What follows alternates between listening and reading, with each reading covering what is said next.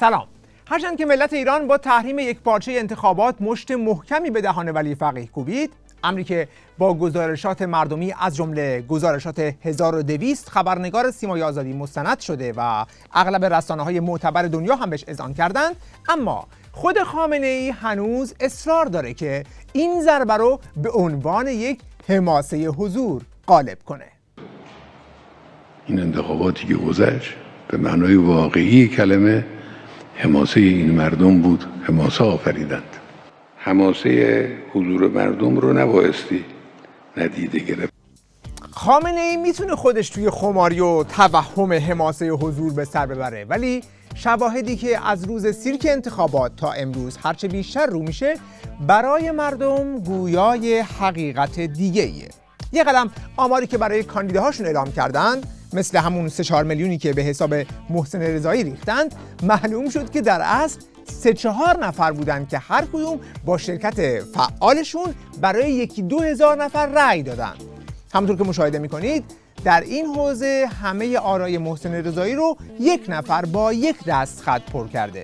قشنگ معلومه که کاملا پرحوصله با چه دقت و پشتکاری مشق کرده که همشون هم یه جور در بیاد تا آقا معلم نمره 20 بهش بده.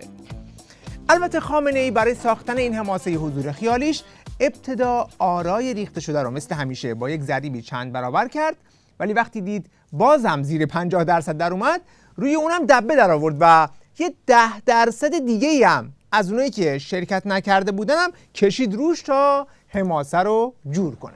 با وجود کرونا که حالا محاسباتی که کردن آدمای کارشناس میگن لااقل 10% از عدم شرکت ها مربوط به کرونا است که اگر چنانچه اون رو محاسبه کنیم نزدیک به 60% شرکت مشارکتی که چیز خوبی. انگار داره شعله زرد میکشه، میگه یک کم دیگه بریز روش. آها حالا خوبه. 10% یعنی نزدیک 5-6 میلیون نفر رو میدونه که تو دلشون چی بوده. همه عشق نظام بودن ولی به خاطر کرونا نیومدن. بعد جالبه که خودش هم سریع راضی میشه، میگه حالا که 60% شد مشارکت خوبی است. ولی به همین هم رضایت نداد و رفت سراغ آرای باطله، در حالی که قبل از انتخابات ازش سوال کرده بودن حکم رأی سفید دادن چیه، یعنی همون رأی باطله چیه، گفته بود که رأی سفید حرامه. بعد از انتخابات که دید آرای باطله دوم شد، دید نه آرای قابل توجهیه، پس اونم ریخت به حساب نظامش. بعضیا روی آرای باطله تکیه میکنن که آقا آرای باطله دلیل جدایی اون افراد از نظام. ابداً عکس قضیه است. اون کسی که میاد در شعبه رأیگیری نگاه میکنه میبینه اون کسی که شخصی که قبول داره تو این مجموعه نامزدان نیست. خب این چیکار کنه؟ اگر قهر نکرد نرفت و رأی داد و اسم همون شخص رو نوشت که این میشه آراء باطل یا رأی سفید انداخت، پس این پیداست که به صندوق رأی علاقمنده، پیداست که به نظام علاقمنده. بله، اونهایی رو که به زور پای صندوق‌های رأی برده بودند و با تهدید از دست دادن شغل یا حقوقشون مجبور به رأی دادن کرده بودند هم اسامی مورد نظرشون رو توی برگاه رأی نوشته بودند. روغن نباتی، مرغ منجمد، تخم مرغ، که اینها قطعاً کارایشون برای مردم بیشتر از همه اون کاندیدای شورای نگهبانه، یا این هم یک کاندیدای بدون شهر. اما از همه اینا که بگذریم، هر کی هم ندونه که آمار مشارکت واقعی چند درصد بوده، ولی قطعاً خودشون یعنی خامنه‌ای و مقامات نظام بهتر از همین میدونن که عدد واقعی چند نفر بوده. باشه ما نمیدونیم، ولی خودتون که میدونید چه خبر بوده، چقدر رأی جعل کردید، چقدر آدما رو به زور آوردید پای صندوق‌های رأی. به خاطر همینه که این ترسی که توی وجودتون افتاده رو نمیتونید پنهانش کنید. مشارکت‌ها رو ایالتی بررسی کنید. خود شیراز چنده، خود اصفهان چنده، خود تهران بین 18 تا 20%. بعد یه دفعه میبینی قبلش تنها حلقوم جمهوری اسلامی که شنیده میشه یعنی صدا و سیما اینقدر میگه برید رأی بدید منم نزدیک پشیمون بشم، بس که همه چی رو قطع میکنه، آهنگ میذاره. بعدش آقا انگار نه انگار همه دارن به هم تبریک میگن. یه روز 2 روز هنوزم دارن میگن آقا بسه. تبریک برای چی میگی؟ اشکالی داره. اشکالش اینه که این درصد بالا لجشون در میاد برای اینکه اینا شرکت نکردن یه پیامی رو به جمهوری اسلامی برسونن. بعد میبینن انگار نه انگار همه دارن به هم تبریک میگن. خیلی دمتون گرم ملت سلحشور، نه ملت قهرمان. بابا آقا ما رأی ندادیم، یه پیامی رو بگیرید شماها. ما میگیم بابا لج مردم رو داری در میاری. امروز فرانسه 32% زده. خب نخست وزیرش، رئیس مجلسش، 3-4 تا دیگه توییت زدن، گفتن آقا این آمار شرکت شما نگران کننده است مردم، یعنی ما گرفتیم پیامتون رو. بعد اینجا صبح داشتن همه دارن از هم تشکر میکنن، داریم درد میکشیم که نگرفتید پیام مردم. باز هم از اونجایی که از 2 ماه پیش معلوم بود که میخوان رئیسی رو در سیرک انتخابات از صندوق‌ها بیرون بکشن، اکثریت مردم هم این نمایش رو بایکوت کردند و حوزه‌های خالی رأیگیری رو فقط به تمسخر گرفتند. های خان کسی رای نده، آدم فروشو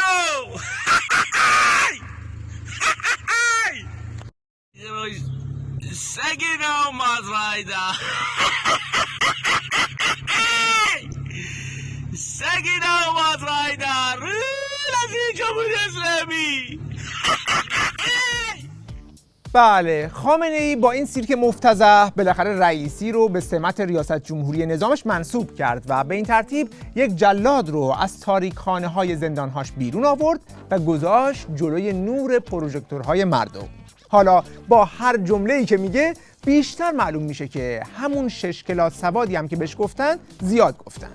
مسکن اقتصاد پیشرانه، لوکوموتیو با خودش خیلی واگن‌ها رو میبره جلو و تولید در کشور فعال. واکسن هایی که تولید داخلی است ضرورت داشت تولید خارجی سریع، فوری، انقلابی، مردم احساس آرامش بکنن. مردم برای که مردم یعنی نگاهشون به کارهای تبلیغاتی پروپاگاندی. اون چه امام فرمود، اون چه امروز از حلقوم رهبری میاد دقیقاً خواست مردم. حلقوم؟ اون اسمش حنجره است. اما اون چیزی که باید از حلقوم خامنه‌ای بیرون بیاد حق مردمه. حالا ببینیم این جنایتکار بی سواد که گذاشتنش رئیس جمهور اولویت دولتش چیه؟ میخواستم بپرسم که اولویت دارترین و اصلی ترین برنامه دولت 13 در این زمینه چیست؟ اولین اقداماتی که خواهیم کرد مسئله توجه به وضعیت اشتغال و مسکن مردم خواهد بود انشاءالله. اولویت‌های ما در این دولت بهبود وضعیت کسب و کار مردم خواهد بود و ما حتما مدیریت نقدینگی رو اولویت خودمون قرار میدیم. موضوع کالای اساسی اولویت دولته. سرمایه گذاری در کشور توسط ایرانیان خارج از کشور باید در اولویت قرار بگیره. ببین، اولویت یعنی یه چیزی اول، یه چیزی دوم. نمیشه 10 تا چیز همزمان اولویت باشه. یا معنی اولویت رو نمیدونی یا معنی نقدینگی و اشتغال و مسکن رو نمیدونی. اون چی که مسلمه معنی هیچ کدوم رو نمیدونی. حالا این آقای لوکوموتیر برای حل مشکلات مردم یه تکیه کلام داره به اسم دولت مردمی و ورد زبونش شده که همه چی رو میخواد با مردم حل کنه. دولت باید بیاد در کنار مردم. دولت مردمی با مردم حرف میزنه، با مردم تصمیم میگیره، با مردم اجرا میکنه. مردمی بودن نکته خیلی مهمیه. من هیچ زمانی و در هیچ مسئولیتی ارتباط ما با مردم قطع نکردم. طرف وقاحت استبداد مطلقه فقیه تو چشماش موج میزنه، بعد اسم مردم رو میاره. تو یکی دیگه صحبت از ارتباط با مردم نکن. بابا ملت میلیونی هشتگ زدن نوید افکاری رو اعدام نکنید، کردی. مصطفی صالحی رو اعدام نکنید، کردی. ملت گفتن عاملان موشک پرونی به هواپیمای اوکراینی رو محاکمه کن، نکردی. توی آبان 98 مردم اومدن اعتراض کنن به گرونی بنزین، با گلوله با مردم ارتباط برقرار کردی. بعد اسم خودتو گذاشتی دولت مردمی؟ من معتقدم بسیاری از موارد بله تحریم‌ها مشکلات ایجاد کردن، اما بسیاری از موارد مربوط به سوء مدیریت و مردم اینو فهمیدن. گفتن که مربوط به تحریم‌ها نمیشه کرد، مربوط به سوء مدیریت. یکی دیگه از توهمات جدی این آقای حلقوم که ازش بدجوری رنج میبره اینه که فکر میکنه مدیر خوبیه، دم به دقیقه قولنج مدیریت میگیره. این کاملا قابل مدیریته. حلقه مفقوده در اینجا مدیریته. اینا ربط به تحریم نداره و مربوط است به نوعی از مدیریت در داخل. اولا اگر مدیریت تا به حال خوب نبوده باید یقه ولی فقیه‌ت رو بگیری، چون مدیریت اصلی نظام دست اونه. مگه خامنه‌ای نبود که سر پایین نیاوردن قیمت بنزین حکم حکومتی داد؟ مگه خامنه‌ای نبود که سر برجام حکم حکومتی داد؟ توی این نظام یه وزیر رو نمیتونی بدون تایید ولی فقیه عوض کنی. خود تو بدون حکم ولی فقیه هیچی نیستی، هیچی. فرمود رئیس جمهور منتخب مردم اگر از طرف ولی فقیه نصب نشود طاغوت است. بعد تو که سنگ مدیریت خوب رو به سینه میزنی، با کدوم مدیر میخوای مدیریت کنی؟ از کره مریخ میخوای مدیر وارد کنی؟ یا نه همون هایی که 40 سال توی این مملکت مثل خودت جنایت کردن، چپاول کردن رو میخوای بیاری؟ شما همین الان سوئیس رو تحویلتون بدن کویر لوت تحویل میدید، در همین حد مخرب و ویرانگر. مدیریت کی بودی تا حالا؟ این سالها اگر سالی 1 میلیون مسکن ایجاد میشد در کشور، ما اینجا نگرانی مسکن ما دچار مشکل نمیشیم. حالا شاه بیت برنامه‌های دولتش ساخت 1 میلیون مسکن در 1 ساله. یعنی میخواد تمام مشکلات مملکت رو ببنده به لوکوموتیر 1 میلیون مسکن در سال. ما معتقدیم که میشه 1 میلیون مسکن رو در هر سال در این کشور ایجاد کرد. در جهت ایجابی انشالله استارت ساخت مسکن رو که باید این که سالی 1 میلیون مسکن بساخت، حتما این کار رو انشالله استارتش خواهیم زد. ببین پروپاکانی، یا 1 میلیون نمیدونی چقدره، یا تا به حال یه آجرم بالای آجر نذاشتی که ببینی چقدر طول میکشه. مگر اینکه منظورت از مسکن همون کارتون باشه، یعنی برای کارتون خوابا. اون آره اون میشه، همینطور کارتون از پشت کامیون خالی میکنی تو خیابونا، هر کی خواست مسکن برداره. ولی اگر منظورت از مسکن مثلا یک آپارتمان ساده هم باشه، یعنی باید هفته حداقل 20,000 تا آپارتمان بسازی تا به 1 میلیون در سال برسی. بعد حالا بودجه‌ش رو از کجا میخوای بیاری؟ اگر هزینه ساخت هر متر مربع واحد مسکونی 5 میلیون تومان باشه، برای یک خونه 65 متری میشه 325 میلیون تومان. این برای 1 میلیون مسکن میشه 325,000 میلیارد تومان، یعنی 13.5 میلیارد دلار. تو کلاس ششم بهتون گفتن 13 میلیارد دلار چقدره؟ ببین درآمد نفتی ایران پارسال فقط 8 میلیارد دلار بوده. تو 13 میلیارد دلار فقط برای مسکن از کجا میخوای بیاری؟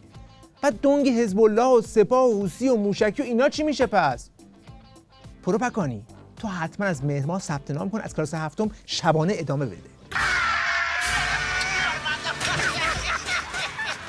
تکرار کنید. شما یادتونه گفتین همه کسانی که حقوق بشر رو در مورد زندان‌های ما زیر سوال میبرن آزادن بیان از تمام زندان‌های ما بازدید کنن، مشروط بر اینکه اجازه بدن ما هم بازدید کنیم.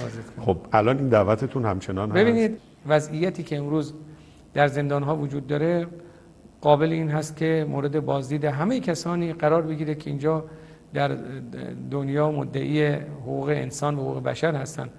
باز هم تکرار میکنم، اما ببینن خود اونها در زندان‌هاشون چگونه دارن با زندانیان رفتار میکنن. ببین 1 میلیون مسکن تو اگر کسی باور کنه، ولی این یکی رو دیگه بیخیال شو.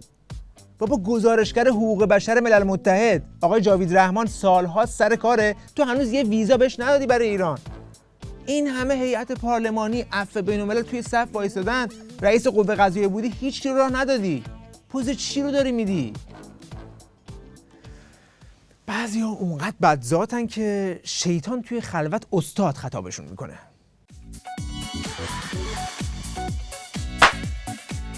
اون چه که روشنه اینه که انتصاب این جنایتکار بی‌سواد به عنوان رئیس جمهور نشون دهنده بدبختی خامنه‌ای است که کارت دیگه‌ای توی دستش نمونده. تنها خاصیت رئیسی هم اینه که ازش به عنوان مترسکی برای جلوگیری از قیام استفاده کنه و تجربه نشون داده که این جور مترسک‌ها توی اولین طوفان برباد خواهند رفت. وقت بخیر و خدا نگهدار.